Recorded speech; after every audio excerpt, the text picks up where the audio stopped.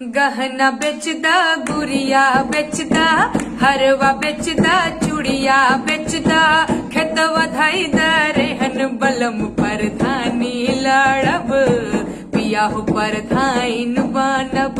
गहना बेचदा, गुड़िया बेचदा, हरवा बेचदा, चूड़िया बेचदा, खेत वधाई दरेहन बलम परधानी लड़ब, पिया हो परधाइन बनब। कैसे कि जितला के बाद हमार बैंकवा के खाता चरचरई हो,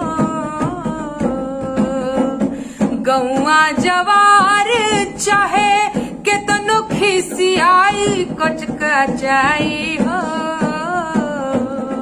भाव न देह भाव काल में रहब, भाव न देह भाव काल में रहब, सिल्क सड़िया पहन बलम परधानी लड़ब, पिया हो परधाइन बनब।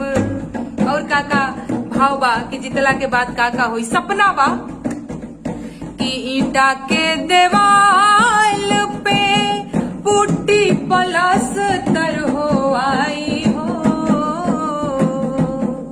ओकरा ऊपर चूना पेंट रंगाई पोताई लकलकाई हो। ए मोर बल मुए हो करे जा, ए मोर बल मुए हो करे जा, बदली रहन सहन बलम परधानी लड़ब, पिया हो परधाइन बनब।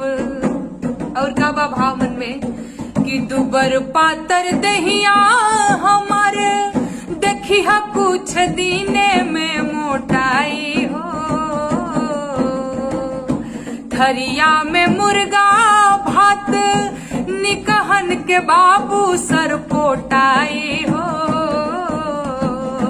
बैठी बोलेरो परधाइन कहाइब, बैठी बोलेरो परधाइन कहाइब, जुड़ाई हमार जहन बलम परधानी लड़ब, पिया हो परधाइन बनब।